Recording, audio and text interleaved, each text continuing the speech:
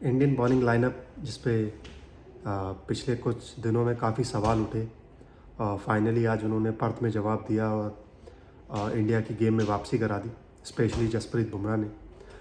तो पहले दिन के बारे में ही बात करेंगे, शुरू से शुरू करते हैं पहले बैटिंग से कि जायसवाल को थोड़ा कंडीशंस को रिस्पेक्ट देना होगी। ये इंडिया नहीं है, ये वेस्ट इंडीज़ नहीं है जहाँ उन्होंने रन बनाए। ऑस्ट्रेलिया है, यहाँ पर आपको टाइम लेना पड़ेगा। एक टेम्पलेट सेट किया है केएल राहुल ने कि अगर आपको रन बनाने स्पेशली ऐसी स्पाइसी पर्थ की पिच पे, तो आपको अपना टाइम लेना होगा, आपको अच्छी बॉल को छोड़ना होगा और बॉलर को रिस्पेक्ट देनी होगी और फिर इंतज़ार करना होगा कि गेंद थोड़ी पुरानी हो जाए, उसके बाद आप अपने हिट मारना शुरू करें। आप पहले ओवर में पहले 2-3 ओवरों में आप स्टार को ड्राइव नहीं मार सकते, और आपने वो ट्राई किया और आप गली में आप कैच थमा दिया आपने मैक्सवेनी को। पडिक्कल तो पूरे 23 गेंदों में उनके समझ ही नहीं आ रहा था हो क्या रहा। ऐसा लग रहा था कि वो एक किसी और एग्ज़ाम की तैयारी करके आए हैं और एग्ज़ाम किसी दूसरे सब्जेक्ट का। उन्हें समझ ही नहीं आ रहा था हो क्या रहा है। उन्होंने 23 बॉलें खेली हैं और 23 बॉलों में अगर आप खाता भी नहीं खोल पाते हो तो आपको खुद ही समझ जाना चाहिए आप कितने पानी में।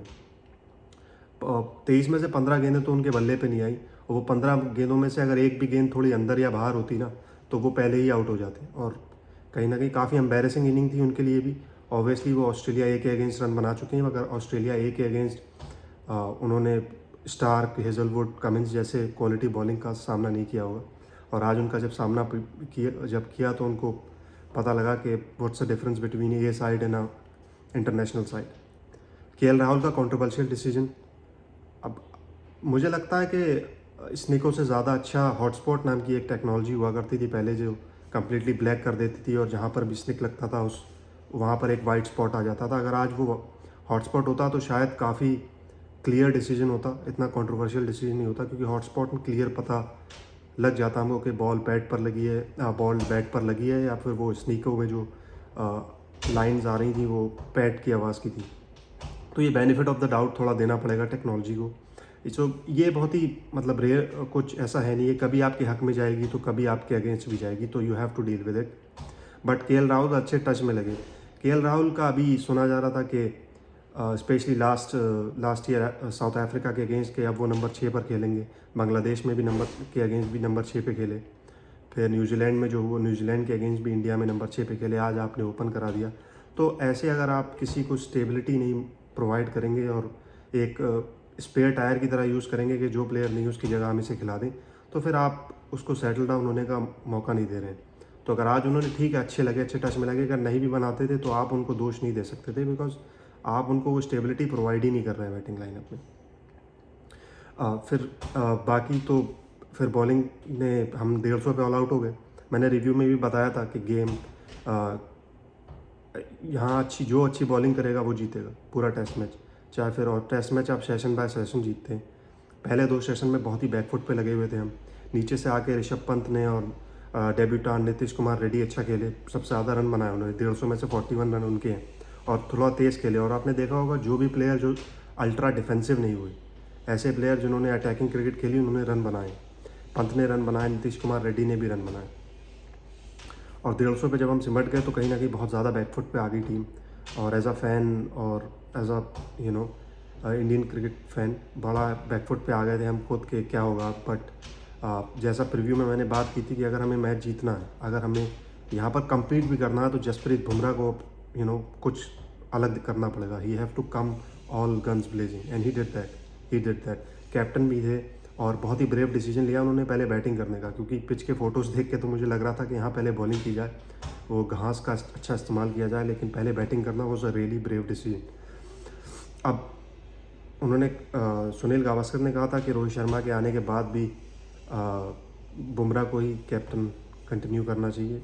मैं कुछ नहीं कह रहा हूँ उस बारे में, it's up to the management team. But Bumrah ने जो क्या कहते हैं, एक ओवर में ही बैक टू बैक विकेट्स दिलाए अच्छी, और स्पेशली टॉप ऑर्डर को डिसमेंटल कर दिया कम्प्लीटली।